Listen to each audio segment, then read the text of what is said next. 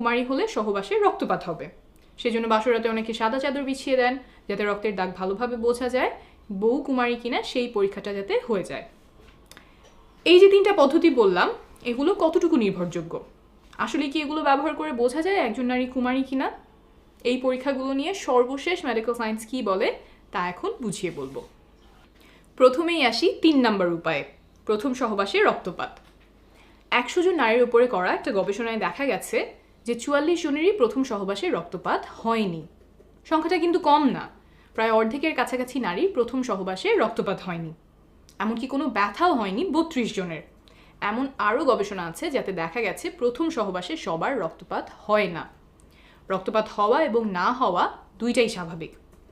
কারো কারো ক্ষেত্রে যোনিপথ পিচ্ছিল না হওয়ার কারণে বা জোর করে পুরুষাঙ্গ ঢোকানোর কারণে যোনিপথের দেয়াল ছিঁড়ে যায়, ফলে রক্তপাত হয়।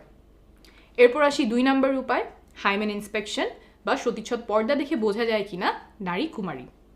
এটার ব্যাপারে হয়তো অনেকেই শুনেছেন, সহবাস করলে মেয়েদের যোনিপথের পর্দা ফেটে যায়, আর তাহলে তো ওটা দেখলেই বোঝা যাওয়ার কথা যে সে সহবাস করেছে কিনা। অনেকেই মনে করেন হাইমেন এমন,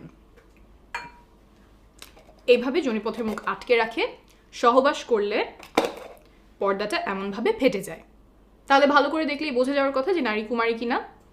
আমেরিকায় 36 জন গর্ভবতী টিনেজারদের উপরে একটা গবেষণা করা হয়। তাদের হাইমেন এবং গোপনাঙ্গ দেখে ডাক্তার নির্ণয় করার চেষ্টা করেন যে তারা পূর্বে সহবাস করেছে কিনা। 36 জনের মধ্যে মাত্র 2 জনের ক্ষেত্রে ডাক্তার বুঝতে পেরেছিলেন যে তারা আগে সহবাস করেছে, অথচ 36 জনই গর্ভবতী, অর্থাৎ বাকিরা সহবাস করেছিলেন কিন্তু তাদের হাইমেন দেখে বোঝা যায়নি। অনেকেই মনে করতে পারেন হাইমেন দেখে বোঝা না যাওয়ার কারণ কি? যদি এমন ছেঁড়া হয় তাহলে তো দেখেই বোঝা যাওয়ার কথা, কিন্তু আসলে হাইমেন এমন শক্ত কোনো পর্দা না। হাইমেন বা সতীচ্ছদ পর্দা কিছুটা এমন ইলাস্টিক, সংকোচন প্রসারণ বা বড় ছোট হতে পারে, আর এই হাইমেন থাকে যোনিপথের চারপাশ ঘিরে। আর যোনিপথের দেয়ালগুলো কিছুটা রাবার মতো ইলাস্টিক, ছোট বড় হতে পারে, এত বড় হতে পারে যে এই রাস্তা দিয়ে জন্মের সময় বাচ্চা বের হয়। তো এই যোনিপথ ঘিরে যে পর্দার মতো থাকে হাইমেন, সেইটাও বড় ছোট হয়। এই পর্দাটা অনেক রকম হতে পারে, এক একজনের এক এক দিকে খাঁজ থাকে, ভাঁজ থাকে, আর মেয়েদের জন্মের আগেই তার হাইমেনে ফুটো থাকে। বড় হলে সেই ফুটো দিয়ে মাসিকের সময় রক্ত বের হয়। এই ফুটোও অনেক ধরনের হতে পারে, বড় ছোট হতে পারে। ফুটোটা কত বড় হবে সেটা বয়স, ওজন, উচ্চতা সহ আরও অনেক কিছুর উপরেই নির্ভর করে।